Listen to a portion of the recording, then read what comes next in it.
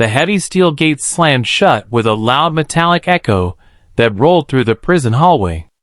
Every inmate stopped for just a second before returning to whatever they were doing. A new prisoner had arrived.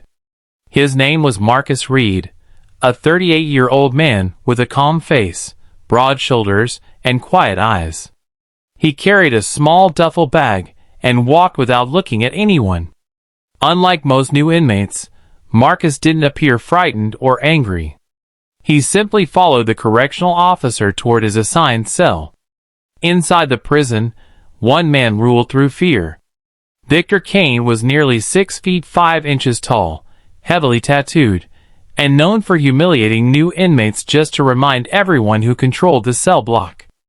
Guards watched him closely, but even they knew that keeping Victor under control wasn't easy. As Marcus entered the common area, whispers spread quickly. "Fresh meat.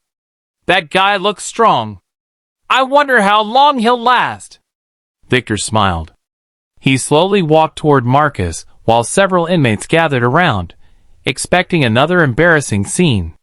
"So you're the new guy," Victor said with a grin. Marcus nodded politely. "I'm Marcus." Victor laughed. "No one asked your name."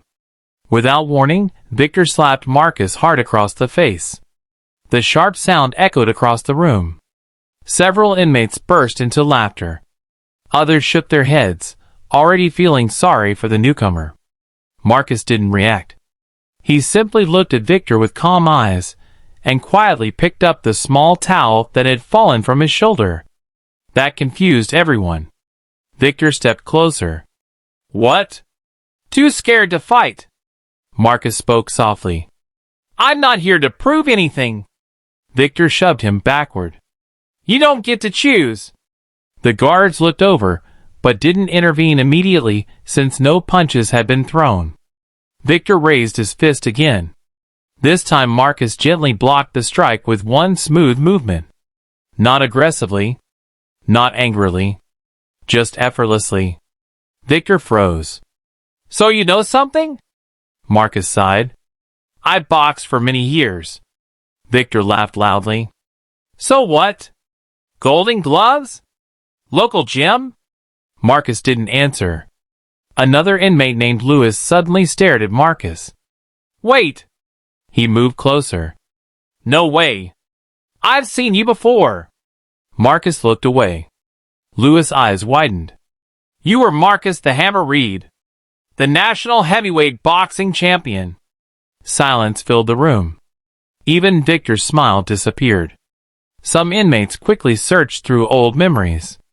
Years earlier, Marcus had become one of the country's most respected heavyweight champions. His powerful knockouts and humble personality had made him famous. Then tragedy struck. While trying to stop an armed robbery outside a grocery store, Marcus accidentally caused the death of one attacker during this struggle. Though many believed he acted in self-defense, complicated legal issues eventually sent him to prison. Marcus never talked about it. He accepted his sentence quietly. Victor refused to believe it. "You expect me to believe this old guy was some champion?" Marcus remained silent. Victor charged. The entire room held its breath. Victor threw a wild right hook. Marcus leaned slightly. The punch missed completely. Victor threw another. Marcus blocked it. Then another.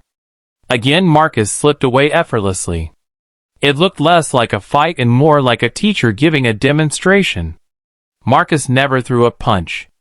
Not one. Victor became exhausted after less than a minute. His breathing grew heavy. Sweat covered his forehead. Marcus calmly stepped back. "I told you. I don't want trouble." The prison erupted into shocked whispers. Nobody had ever embarrassed Victor without hurting him.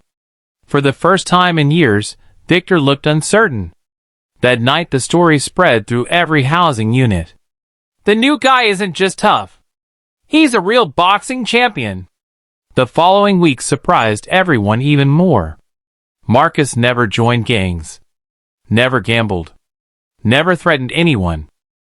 Instead, He spent mornings exercising alone and afternoons helping inmates learn discipline through boxing footwork without ever allowing real fights. Even some correctional officers noticed changes. Arguments became smaller. Young inmates started respecting one another. Marcus always repeated the same sentence. The strongest man isn't the one who throws the hardest punch.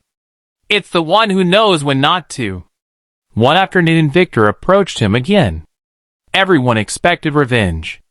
Instead, Victor quietly asked, "Can you teach me?" Marcus looked into his eyes. "For fighting?" Victor lowered his head. "No. For controlling my anger." Marcus smiled for the first time. Training began the next morning.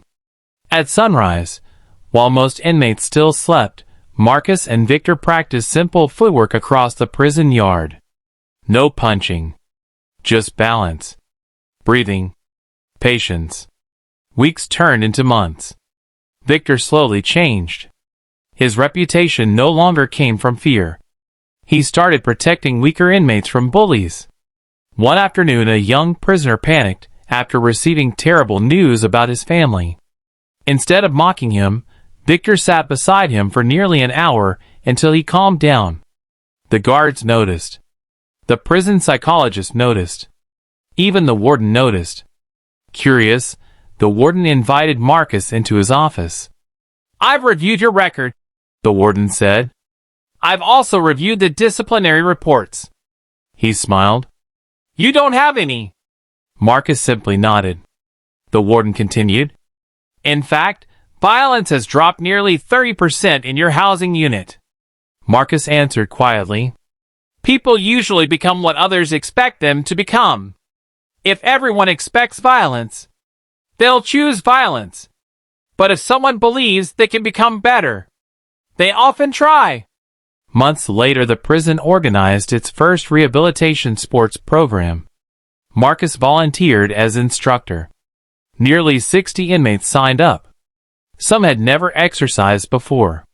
Others admitted they had spent years solving every disagreement with fists. Marcus taught something different.